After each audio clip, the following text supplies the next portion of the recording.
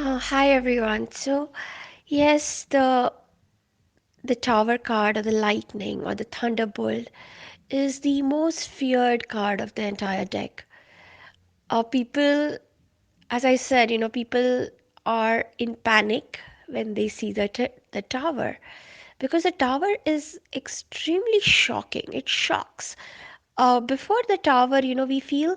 See, what did a tower mean? A tower was like a fort.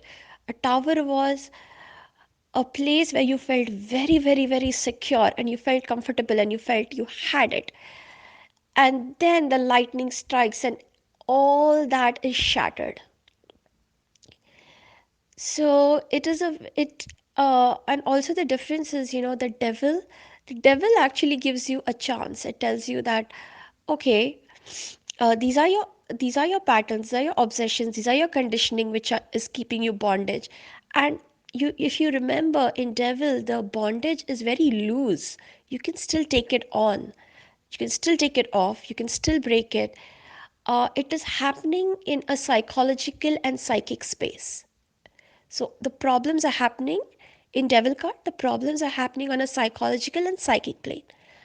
However, when the tower cards, when you don't take care of that, when you're still living in that, uh, when you have not overcome that, then an external agency, you call it divine, you call it fate, you call it destiny, you call it Shiva, it is going to strike and it is going to remove that falsehood from your life. And for you, by this time, that falsehood had become so real. You had assumed that it is so real. You had made yourself very comfortable in that falsehood. So of course, when it shatters, when that it shatters, it is very, very, very painful and yet very necessary. It's very necessary because the more time you go without the tower collapsing, the higher will be your fall. You'll keep begging that the tower goes higher and higher, and if you fall from a higher height, it's going to hurt you more. Now, one of the examples, classic examples that I've seen in my life very closely is we had when I was doing my PhD, we had a golden research boy. Okay, he was very well known for his research. He was a genius, and during his PhD candidacy exam, he was presenting his research, what he's planning to do. First we have to make a proposal and show it, and he was making a particular compound, and he wrote down all the steps, and it felt so elegant. Everyone was like wow wow, and they were like, wow, this is a very elegant solution, you have reduced the number of steps and all that. And then one professor was like, you know and he had done a lot of work over it. And the professor said that okay, this particular reactant, does it one of the reactants in all these steps, he said, does this really exist? And it looked a very simple compound, and you're like, oh, you know what, I mean, you can easily make it even if it is not available, and it was such a simple compound. However, he later discovered that not only any company was not making it, it couldn't be made. There were so many complicated compounds that can be made, but this particular thing in this structural formula just cannot be made. It doesn't exist. And it was so shocking, but it's such a simple compound. And you're like, oh my god, it doesn't exist, and it just doesn't exist. And you can't make it because of some reasons, and his entire research came crumbling. It was a shock. Similarly, sometimes people have their nest egg, or they have their savings, and they have invested in certain bonds, and they're living life thinking that okay, this is our retirement, this is our this.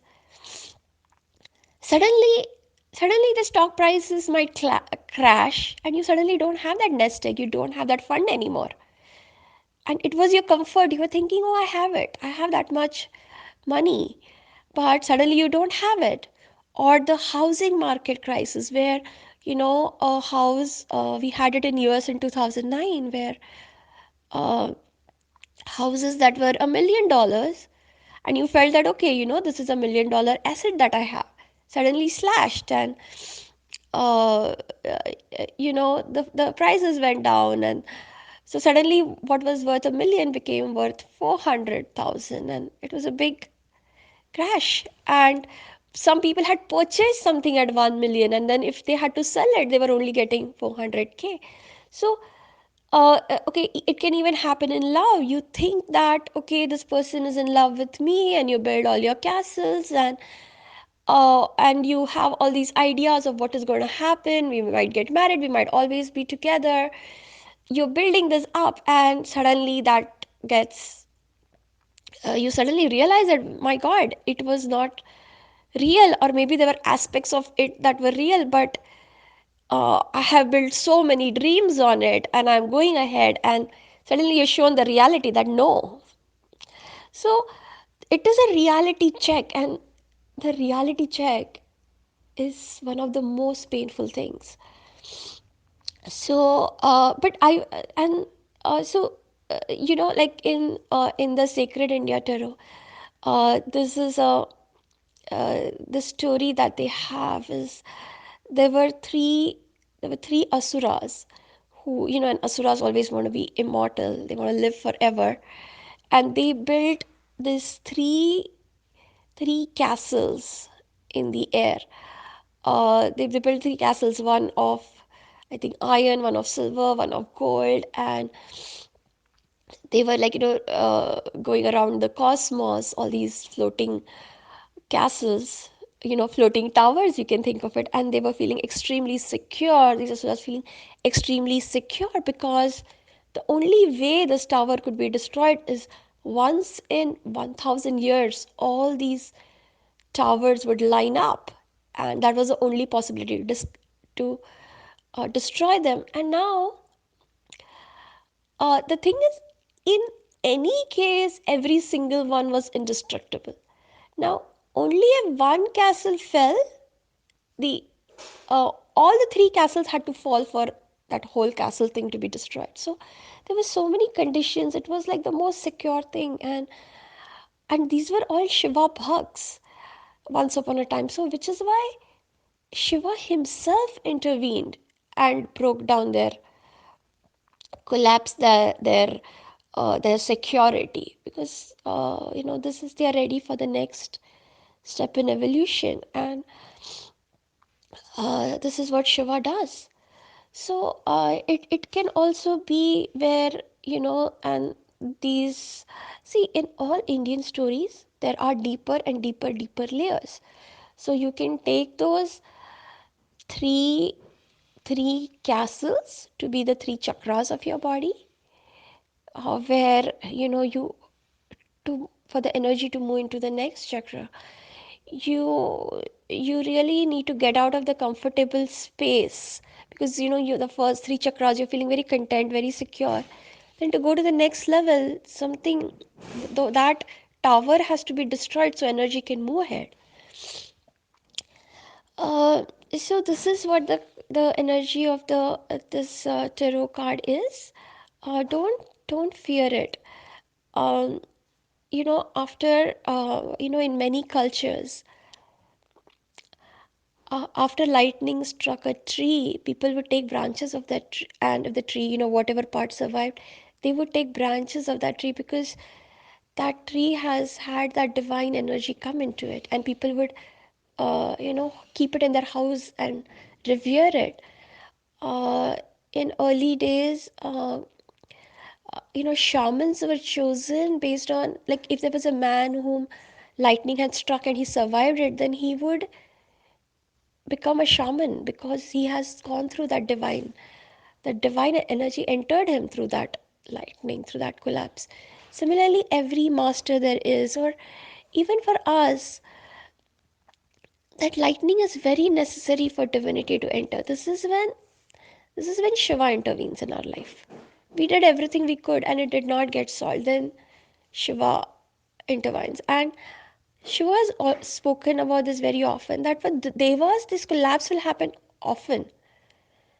For Asuras, they build the Devas' towers are smaller and they get collapsed quicker. Um, but the Asuras' towers are very, they they grow to great heights, they do everything, and asuras will do everything to make that tower even more higher and stronger, and higher will be their, it, the collapse will happen lesser times, but it will be bigger collapses. So this is the energy, this is the shakti of this card, and it affects you physically. Definitely, it is like because even your body is a tower, that also collapses in this, but it is very necessary. So really surrender to this energy, and if you're feeling very very secure about something, then start being sensitive in that area. When we become very secure about something, right, we have this overconfidence, and there's a very thin line between confidence and overconfidence, and we have this overconfidence that this is very strong in our life, and I would say, and then we lose our sensitivity because we are so secure. No, we make it become so strong and stable that we're not becoming, we're not remaining vulnerable. We think, that overconfidence comes in. So wherever you feel very strong and secure, remember to be remember to be really sensitive there, so that you can, that uh, lightning can, the reality checks come in sooner, the lightning happens sooner, and just surrender to it when it happens. Just accept it as divine grace. The divine has come to show you the reality, and just accept and surrender it.